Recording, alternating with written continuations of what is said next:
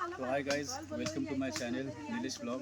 तो आज आया हूँ मैं यहाँ पे शेलारवाड़ी बुद्ध लेनी, जो कि लोनावाला और पुणे के बीच में एक बेकरीवाड़ी करके रेलवे स्टेशन है। तो ये बेकरीवाड़ी स्टेशन से कुछ 2 किलोमीटर की दूरी पर ये बुद्ध लेनी है। आज तारीख आई थिंक 19 अक्टूबर 2025। तो इस लेनी के बारे में हम लोग जानकारी देते। तो ये बाजू में आप देख रहे हैं, ये बुद्ध लेनी है। तो चलो देखते हैं, बुद्ध लेने की जानकारी भी मैं आपको दे दूँगा।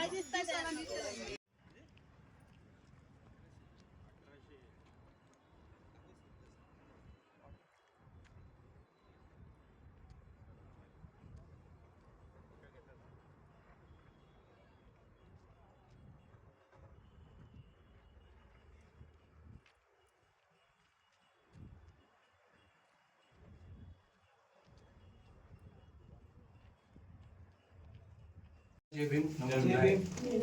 आज एक दिवाळीच्या सुट्ट्याचा मुहूर्त साधून आज आपण एक शेलारवाडी बुद्ध लेणी इथे येण्याचा एक निर्णय सर्वांनी घेतला. अभिनंदन आणि धन्यवाद. तर बघा, प्रभाकर सर आणि मधुकर सरांनी आपल्याला माहिती सांगितलेली आहे, बरोबर आहे. आपल्यातील बहुतेक जणांनी लेणींमध्ये शिल्पकला पाहिली असेल, बरोबर आहे. शिल्पकला पाहत असताना आपल्याला काही गोष्टी प्रकर्षाने जाणवतात. पहा, आपण जर एखाद्या कारागिराला शिल्प जर कोरायचं असेल तर तो कशा पद्धतीने कोरतो. हे शिल्प पहा, हे शिल्प कसे आहेत. ही जी प्लेन भिंत आहे हिला आतल्या बाजूला शिल्प कोरलेले आपल्याला पाहायला मिळतात, बरोबर आहे. आपण जर अनेक लेण्यांवरची कान्हेरी लेणीला गेलात, अजंठा वेरूळ सारख्या लेण्यांची शिल्प पाहिले, बरोबर आहे. शिल्प पाहिल्याच्या नंतर एखाद्या कारागिराला जर शिल्प जर कोरायचं असेल तो शिल्प 3D इफेक्ट ह्या बाजूने पण दिसलं पाहिजे, इकडून पण दिसलं पाहिजे, समोरून पण दिसलं पाहिजे. त्यामुळे भिंतीच्या बाहेरच्या बाजूला शिल्प कोरलं जातं. शिल्प जो कारागीर असतो त्याचं जे डोकं असतं, कारण त्याला काय शिल्प उठावदार दिसावं, सगळीकडून दिसलं पाहिजे म्हणून काय करतात, ते शिल्प बाहेरच्या बाजूला करतात. परंतु नंतरच्या काळामध्ये जी सांस्कृतिक अतिक्रमणं होतात, वेगवेगळ्या राजांची जी काही सत्ता बदल होतात, ती सत्ता बदल होत असताना अशा पद्धतीचं, कारण कोणतीही लेणी असेल किंवा कोणतीही वास्तू असेल ती कोरत असताना राजश्रय खूप महत्वाचा असतो. आणि तो राजश्रय ज्या राजाचा असेल, तो राजा ज्या विचारसरणीचा असेल किंवा तिथली जी लोक ज्या विचारसरणीचे असतील त्याच्यानुसार त्याच्यामध्ये बदल होत राहतात. त्याच पद्धतीने सुरुवातीला हे जे भिक्खू निवासगृह होतं, आपल्याला भिक्खूंना बसण्यासाठी इथे बाग दिसतोय, बरोबर आहे. आणि त्याचबरोबर ही पूर्ण भिंत जी असणार ही प्लेन असणार आहे. परंतु नंतरच्या काळामध्ये जी काही सांस्कृतिक अतिक्रमण होत गेली त्याच्यामध्ये हा भाग कोरण्यात आलाय. आणि हा भाग कोरत असताना ही जी प्लेन भिंत होती तिला एक आकार देण्यात आलेला आहे, बाकी काहीच करण्यात आलेलं आहे. म्हणून हे जे अतिक्रमण आहे किंवा ही जी काही सांस्कृतिक अतिक्रमण आहे हे नंतरच्या काळामध्ये झालेले आहे आपल्याला सांगता येईल. तेच जर त्यावेळेचा जे काही कारागीर असतील त्यांना जर लेणी कोरताना कोरायचं असतं तर हे जे काही शिल्प असतील ही बाहेरच्या बाजूला आपल्याला दिसतात, साधं सिंपल. शेतकरी आहे, हलिक आहे, म्हणजे हलिक म्हणजे काय, शेती करणारा. कुणबी हा म्हणजे उसब नकाची पत्नी सिंह गुप्त निका, हिचा मुलगा नंद. हे जे आहेत हे कुठले आहेत, राहणारे हे धेनुकाकटा. इथे आलेला अर्थ काय, धेनुकाकटा शब्द आलाय. धेनुकाकटा म्हणजे आताचे मुंबईचे जे डहाणू आहे त्याचा अपभ्रंश धेनुकाकटा झालेला असं अनेक अभ्यासकांचं मत आहे. तर उसबनक याची पत्नी सिंह गुप्तनिका यांचा मुलगा नंद हे कुठले व्यापारी, हे राहणारे आहेत, व्यापारी आहेत कुठले, धेनुकाकटचा. यांनी मिळून म्हणजे सहपरिवाराने मिळून या जी लेणी आहे तिचं दान दिलेलं आहे. ही जी लेणी आणि ते पाण्याची कोडी आहे तिचं दान दिल्याचा उल्लेख आपला या शिलालेखामध्ये भेटतो. त्यांचा मुलगा नंद त्याच्यासह नंद उसबनक व त्याची पत्नी सिंह गुप्तनिका हिचा मुलगा नंद यांच्यासह यांनी या लेणीचं आणि या पिण्याच्या पाण्याच्या पोडीचं दान दिलेलं आहे, असं त्याचा अर्थ होतो. शिलालेखाचा साधा सिंपल. त्या ठिकाणी प्रथम जर आपल्या इथं कारला, भाज्या, त्यानंतर पेडसे, पाटण, त्यानंतर भंडारा, त्याचप्रमाणे हा एक गट आहे शेलारवाडी लेणी, बौद्ध लेणी. तर आपण पाहू शकता की या ठिकाणी काय भिक्खू निवास आहे. आपण ज्या ठिकाणी बसलो ते संगाराम आहे.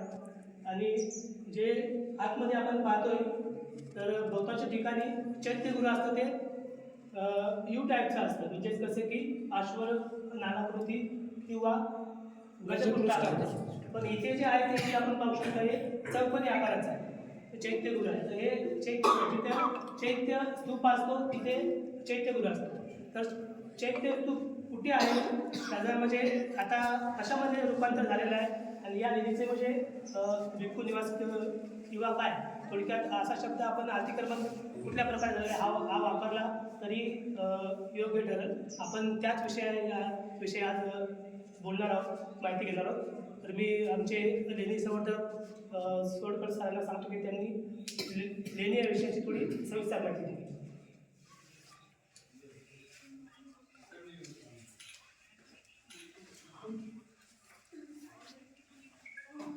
नमो बुद्धाय, जय भीम. सरांनी सांगितल्याप्रमाणे की आपल्या सर्वांना लेणी ही परिचित आहे आणि जवळपास आपले जे सर्व कॅन्डिडेट्स आहेत हे काही आता एवढे नवीन नाही आहे, पण तरी जे काही नवीन जे कॅन्डिडेट्स आपल्याकडे आलेले असतील, जे लेणी संवर्धक असतील किंवा त्यांच्यासोबत आलेले काही मित्रमंडळी असतील, तर त्यांना मी थोडक्यात फक्त लेणी हा एक संकल्पना फक्त मी सांगतो की लेणी नावाचा प्रकार हा कधी सुरू झाला. तथागतांनी ज्यावेळेस धम्मचक्र प्रवर्तन केलं, धम्मचक्र प्रवर्तन केल्यानंतर भिक्खू संघ संपूर्ण जम्बूद्वीपामध्ये धम्माचा प्रचार प्रसार करण्याकरता हा फिरत होता आणि त्यांच्याकरता राहण्याची जी व्यवस्था आहे तिथल्या काही लोकांनी झोपडीच्या माध्यमातून असेल किंवा काही नैसर्गिक गुहा असतील त्या पद्धतीने हा भिक्खू संघ राहत होता. तसेच त्या काळामध्ये ज्या राजांनी ज्यावेळेस होते त्यावेळेस त्यांनी त्यांचे जे वन असतील हे बुद्धाला समर्पित केले आणि त्यामध्ये भिक्खू संघ हा मोठ्या प्रमाणात राहायला लागला. परंतु भगवंतांच्या महापरिनिर्वाणानंतर भिक्खू संघ हा एक प्रकारे विखुरला गेला, परंतु धम्माचा प्रचार प्रसार त्यांचा चालू होता आणि त्यानंतर राजा सम्राट अशोका यांनी भिक्खू संघाकरता एक कायमस्वरूपी व्यवस्था होण्याकरता जो वर्षावासाचा जो काळ असतो, अश्विन पौर्णिमा ते आषाढ पौर्णिमा ते अश्विन पौर्णिमेच्या दरम्यान हे जे 3 महिने आहे, या 3 महिन्याच्या काळामध्ये भिक्खू संघाने कुठेही चारिका न करता एका ठिकाणी स्थानबद्धता घेऊन कुठेही त्या काळामध्ये एका ठिकाणी राहून वर्षावासाच्या काळामध्ये ज्ञान अर्जित करून हे ज्ञान 3 महिन्यानंतर चारिका त्याचा प्रचार प्रसार करण्याकरता संपूर्ण जम्बूद्वीपामध्ये हा भिक्खू संघ जात होता. तर भगवान बुद्ध त्यांनी सांगितलं त्यांनी की आपले भिक्खू संघ यांनी चारिका केली पाहिजे, प्रत्येक गावामध्ये किंवा प्रत्येक राज्यामध्ये जाऊन धम्माचा प्रचार आणि प्रसार केला पाहिजे. त्या प्रकारे हा भिक्खू संघ सर्वीकडे जायला लागला आणि मग ह्या वर्षावासाच्या काळामध्ये भिक्खू संघ एका ठिकाणी राहायला लागला. परंतु काय व्हायचं की नैसर्गिक कारणामुळे किंवा वादळी पावसामुळे किंवा हवेमुळे ह्या झोपड्या तुडायला सुरुवात झाली किंवा त्याचं नुकसान व्हायला लागलं आणि मग पावसाळ्यामध्ये भिक्खू संघाची राहण्याची व्यवस्था गैरसोय व्हायला लागली आणि मग राजा सम्राट अशोका यांनी ह्या भिक्खू संघाकरता आपल्याला काही करता येईल का, हा पहिला प्रयोग सम्राट अशोकांनी 12 जिल्ह्यात जे आज बिहार राज्यामध्ये 12 ज्या लेणी आहेत त्या लेणी सर्वप्रथम खोदून घेतल्या आणि तिथून मग भिक्खू संघांना राहण्याची व्यवस्था केली. मग अशा प्रकारे संपूर्ण जम्बूद्वीपामध्ये संपूर्ण भारतामध्ये ह्या लेणी निर्माण झाल्या आणि ह्या लेणीमध्ये वर्षावासाच्या या 3 महिन्याच्या काळामध्ये हा भिक्खू संघ राहत होता. आणि मग अशा प्रकारे लेणी निर्माण झाल्यानंतर संपूर्ण बिहार, पूर्वेचा भाग आणि नंतर तामिळनाडू किंवा कर्नाटक हा भाग आणि नंतर सह्याद्री पर्वतरांगेमध्ये ज्या महाराष्ट्रामध्ये जो सह्याद्री पर्वतरांगा आहे या पर्वतरांगेमध्ये हा जो बेसाल्ट खडक आपण जो बघतोय काळ्या रंगाचा हा जो दगड आहे हा खूप चांगल्या प्रकारे मजबूत असतो.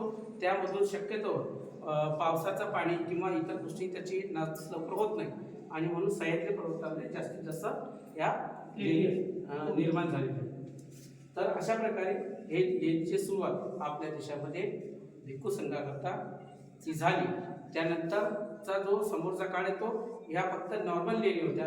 त्यामध्ये भगवान बुद्धाला रिप्रेझेंट करण्याकरता स्तूपाची निर्मिती झाली, स्तूप निर्माण केली गेली आणि त्या स्तूपाची वंदना करण्याकरता भिक्खू संघ हा एका ठिकाणी म्हणजे एका चैत्यगृहामध्ये येऊन सामूहिकपणे त्याची वंदना करत असायचे. मग स्तूपाची रचना झाल्यानंतर 1ल्या शतकाच्या नंतर राजा कनिष्काने भगवंताचं रूप घडवलं, म्हणजे ज्याला आपण मूर्ती म्हणतो ते घडवलं आणि तिथून महायान पंथ निर्माण झाला आणि भगवंताच्या विविध प्रकारच्या ज्या मुद्रा आहेत त्या मुद्रा निर्माण झाल्या. अशा प्रकारे हा काळ उत्तरोत्तर त्याची प्रगती होत गेली. नंतर ह्याच लेणींचं रूपांतर एका विद्यापीठामध्ये झालं. अनेक प्रकारचे विद्यार्थी तिथं शिकायला यायला लागले. तिथं वेगवेगळ्या प्रकारचं विषयाचं ज्ञान तिथं देण्यात येऊ लागलं. आणि अशा प्रकारे ह्या लेणी फक्त भिक्खू संघाकरता फक्त त्या धार्मिक विधीकरता न राहता ते ज्ञानाची शाखा निर्माण झाल्या. 108 प्रकारचे जे ज्ञान होतं ते नालंदा असतील, विक्रमशिला विद्यापीठ असेल, तक्षशिला असेल, या विद्यापीठातून चांगले घडवलेले विद्यार्थी या भागामध्ये येत होते. हे एक प्रकारचं तंत्रज्ञान आहे. कुठल्या प्रकारची कुठं हवा आहे, पाऊस कसा आहे, त्या भागामध्ये त्या प्रकारच्या लेणी या स्थापत्याच्या अधिकारातून विविध प्रकारचे जे काम करणारे जे असतील, त्या स्तूपावरती काम करणारे असतील, भिंतीला हे कारागीर असतील, हे वेगवेगळ्या प्रकारचे, जसे आजच्या काळामध्ये तुम्हाला सुतार दिसतात, रंगारी दिसतात, पेंटर आहेत वगैरे, ज्या ज्या काही जमाती असतील त्या त्या काळात सुद्धा होत्या. कातळ बोलणाऱ्या जमाती सुद्धा त्या होत्या. हे प्रत्येकाला त्यांनी काम वाटून दिलं होतं. आणि अशा प्रकारे ह्या चांगल्या ज्ञानी आणि तज्ञ लोकांच्या मार्गदर्शनाखाली ह्या लेणी आपल्याला निर्माण झालेल्या आपल्याला दिसते. नमो बुद्धाय, जय कृष्ण. जास्त वेळ घेणार नाही, कारण म्हणजे लेणीसोबत काही बरेचसे चार सुरुवात डायरेक्ट करतोय. आता आपण हे 4 मुलं आहेत, त्यांना पाहिजे यांना कोणी आणलं का इकडे की तुम्हाला इकडे यायचं आहे, हे जे आत येऊन बसले त्यांना कोणी इन्फॉर्म केलं का तुम्हाला इकडे यायचं आहे. त्यांची एक भावना झाली की इकडे एक मंदिर आहे, तिथे आपण गेल्यानंतर आपल्याला तिथे खूप काही मिळणार आहे, शांती मिळणार आहे, सुख मिळणार आहे, पैसा मिळणार आहे, आपण काहीतरी मिळणार आहे, आणि त्यामध्ये येतात. पण आपल्याला मात्र इथे येण्यासाठी आज 1 महिनाभर आपल्याला कार्यशाळाची नियोजन करावं लागलं, आणि त्यामुळे आपण 50-60 लोक जमू शकलो. शिवाय अजून लोक वाढवू शकलो असतो जर आपण बसची व्यवस्था केली असती किंवा अजून जोर दिला असता. परंतु दिवाळीच्या सुट्ट्या असल्यामुळे आपण ते थोडंसं टाळलं आणि बसचं नियोजन केलं नाही, कारण सगळे लोकलचे आहेत म्हणून केलं. तर हे एक कारण आहे. इथे जे दिसतंय तुम्हाला हा स्तूप, किती लोकांना कळलं की ते स्तूप होता, किती लोकांना कळलं की स्तूप होता आणि नाही होतं हे कशावर कळतं? कोणाला कळलं की ते स्तूप होतं, काहीच कळलं नाही असं किती लोक त्यांना माहितीच नाही.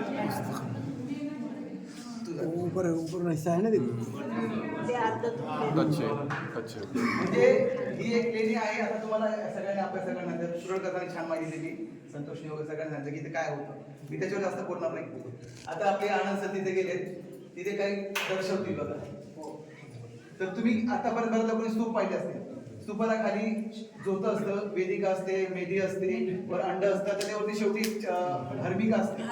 हर्मिकाचा जो पार्ट आहे, ज्या प्लेट्स असतात, चौरस आकारच्या प्लेट्स असतात, त्या प्लेट्स वरती 1, 2, 3, 4 प्लेट्स दिसतात. याचा अर्थ खाली तो हर्मिका आहे आणि खाली एक स्तूप होता. जो स्तूप तुम्ही कार्नेरी लेणीवर बघता, तुम्ही कार्ला लेणीवर बघता, तुम्ही अजेंडा लेणीमध्ये बघता, वेरूळ सगळ्या लेण्यांमध्ये लेण्यांमध्ये बघता, तो तिथे एक स्तूप होता. हा जो स्तूप होता जमिनीपासून नष्ट करण्यात आलेला आहे, आणि हा आता नाही गेला तर 100 वर्ष 50 वर्ष म्हणजे 60-70-100 वर्षापूर्वीच केलेला आहे. पण त्यांनी तोडताना एवढी काळजी घेतली की पूर्ण स्तूप नष्ट केला, पण त्याच्याकडून तो भाग काढता आला नाही, त्याच्या लक्षात आला नाही. त्याला काय म्हणतात हे त्याला माहित नव्हतं. स्तूप आहे त्याला माहिती नव्हती, त्याला ते शिवलिंगासारखं वाटत होतं. पण त्यांनी असंख्य शिवलिंग असे बरेच पद गोल असतात, आणि आता गोल नाही, गोल आटायचे, तिथे वेदिका हर्मिका पट्टी ते सगळं दिसतंय. मग यांनी काय केलं, खालचा भाग तोडून काढला, तिथे शिवलिंगाची स्थापना केली, आणि असं काही चित्र रंगवलं गेलं की हा काय जागृत किंवा तो स्वतःहून आले, स्वतःहून आलेला आहे असं जागृत केल्यामुळे लोकांना त्याची भावना आहे. आता आपल्यासारखे गरीब असे जे लोक असतात ते खूप भोळे बाबडे लोक आहेत. त्या मावशी काकी ताई खूप भोळे बाबडे आहेत. यांना जे लोकांनी डोक्यात भरवलं ते मानतात, ते जास्त विचार करत नाही, कारण ती प्रथाच तशी पाडली गेली. ब्राह्मणांनी सांगितलं ना हे असं तर तसं, स्वतःचं वापरायचं नाही, स्वतःचं घरी ठेवायचं, इथे येऊन दानपेटीत पैसे टाकायचे आणि त्यांचे पोटं भरल्याने गल्ला चालवायचा. हे आपल्यासारख्या गोळ्या बाबड्या लोकांचं काम आहे. आपली बंधू भगिनी आहे. तर वाईट ह्या गोष्टी आहे की यांना कळतं, यांना कळत नाही, कळलं तर यांना वळत नाही, कारण त्यांना काय प्रश्न असतो कोणते सांगितलेलं नाही, पकडायच्या डोक्यावरती. आता तुम्ही बघाल हे पूर्ण पाठ नष्ट केला आहे, स्तूप बांधलाय, आणि 100 वर्षापूर्वी गेलं जरी असलं तरी याच्यातून आपण शिकू शकतो हे का पॉसिबल झालं, कारण त्या लोकांना सातत्याने इथे येण्यासाठी प्रवृत्त केलं गेले आणि लोक येतात. त्यांना काही मिळत नाही, काही सुख मिळत नाही, पण तरी येतात.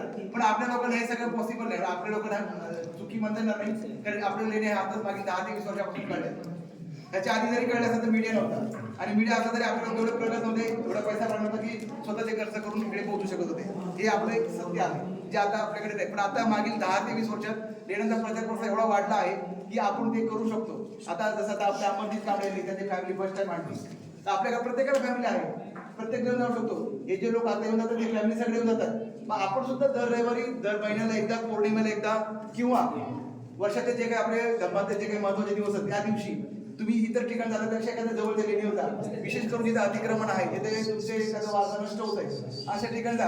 कळतं इथं आपलं काही राहिलं नाही, सगळं नष्ट केले, पण तुम्ही 10 मिनिटं बसा.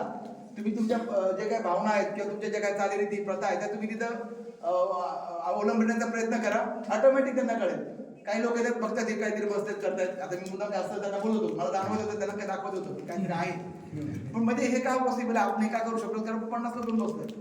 तर भविष्यात हे प्रमाण वाढलं पाहिजे. हेच एक कारण आहे की आपण अतिक्रमण सहज काढू शकतो. आपण आपल्याला बघित असेल तर पूर्वी तिथपासून इथेपर्यंत गव्हर्नमेंटने बऱ्याच सुखसोयी केल्या, त्या आपल्या लेणीसाठी नाही केलेल्या आहेत, त्या मंदिर म्हणून केलेल्या आहेत. ते का पॉसिबल झालंय, कारण वर्षभर त्यांच्या लोकांचे वर्दळ आहे. ते पाऊस उन्हाळ्यात कधी पण येतात, ऊन बघत नाही, पाऊस बघत नाही, ते इकडे येत असतात. आता आपण एकदा झालो तरी दमलो, पण ही म्हातारी बाई वर चढून आलीच आहे ना, कारण तिला शंकराचं दर्शन घ्यायचं होतं. ती एकटीच नाही, हजारो आहेत, ते सातत्याने येतात. आणि त्यांच्यासाठी म्हणून ही व्यवस्था केलेली आहे, आपल्यासाठी नाही केलेली. तर ह्या व्यवस्था जर आपल्याला अनेक लेण्यावर पाहिजे असेल तर आपल्याला तशा लाईन लावावं लागतील, आपल्याला तशी गर्दी करावी लागेल, आपल्याला डोक्यात ठेवून यायचं की आपलं आहे, आपल्याला जायला पाहिजे. तर हे भविष्यात हीच एक काळाची गरज आहे की लेण्या संवर्धित होण्यासाठी लेणीवर जाणं हे महत्वाचं आहे.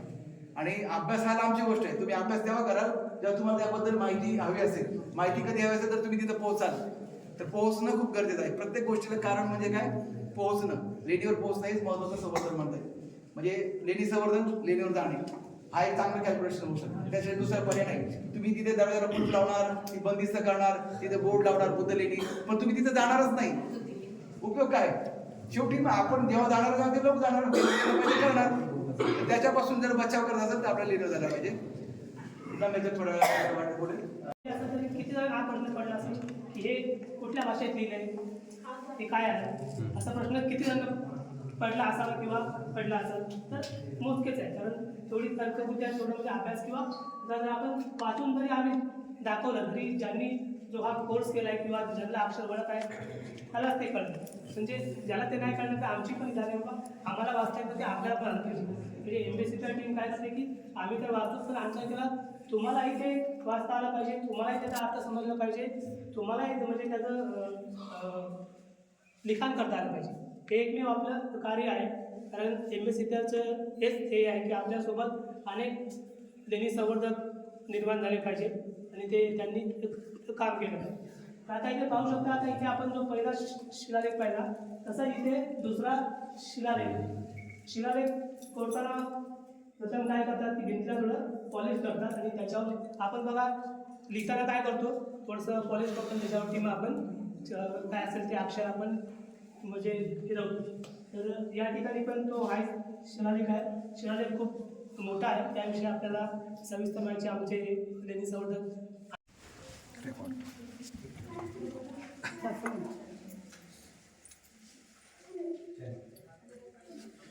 बघा. आता हा जो काही शिलालेख आहे, या शिलालेखाबद्दल जी काही माहिती आहे ती माहिती आपण घेणार आहोत. आता ह्या शिलालेखाची जी लिपी आहे ती कोणती लिपी आहे? शिलालेखाची लिपी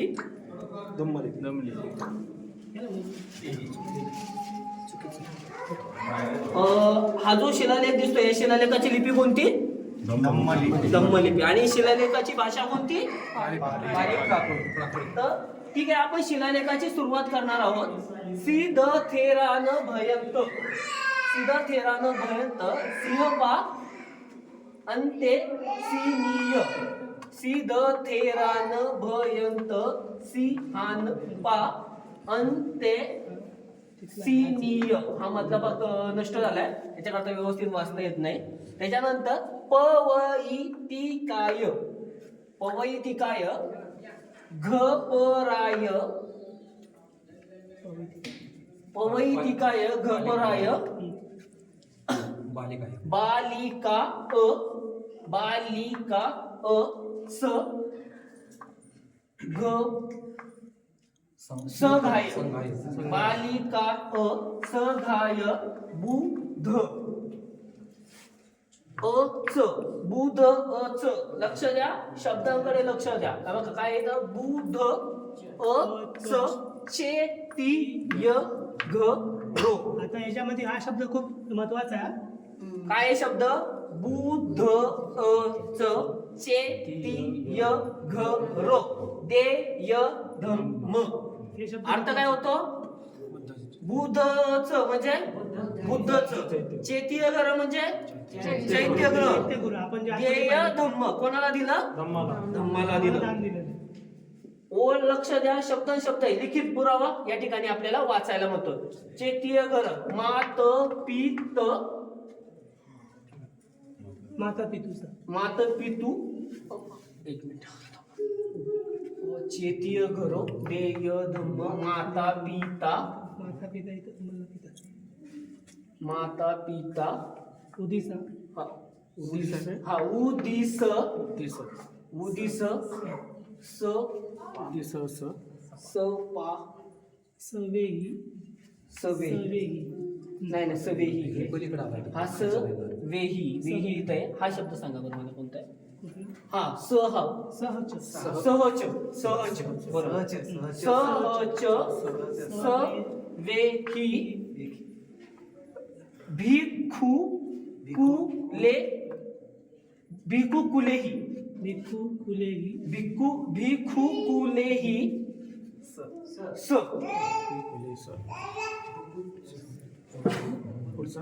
सहच. सहच अचेरी. अचेरी. अचेरियनो. आश्चर्य. आचर्य. अचरियो. काही दिसत नाही व्यवस्थित. हो. आश्चर्य. अचरियो. मला वेळ भतिवीरे. भतिवीरे ही समितो. समपितो म्हणजे स्मरणार्थ. समवितो. समर्पित म्हणजे समर्पण थोडक्यात. हा, समर्पित बरोबर. माता विरेही समितो. आता डायरेक्ट मराठी सांगा. मराठी आता चांगला आणि तुम्ही सांगितलं होता तो सांगा. हो, तोच. ठीक आहे. मराठीमध्ये या शिलालेखाचा अर्थ असा होतो की सिद्ध थेरान भयंत सिंहप नावाचे सिद्ध थेरान भयंत जे आहेत त्यांचे जे अंत्यवासिनीय याच्यामध्ये अंत्यसिनीय हा शब्द आलेला आहे. अंत्यवासिनीय म्हणजे शिष्य. अंत्यवाचन तर म्हणजे त्यांचे जे शिष्य आहेत त्यांनी त्यांची आई जी गपर आहे तिच्या मुली भूता आणि संगा यांनी ह्या चैत्यग्रहाचं दान भिक्खू संघाला आणि इथे जे काही भिक्खू शिकवणारा टीचर वर्ग शिक्षक वर्ग होता आणि भिक्खू संघ होता यांना याचं दान दिलेलं आहे. चैत्यगृहाचं दान दिलं.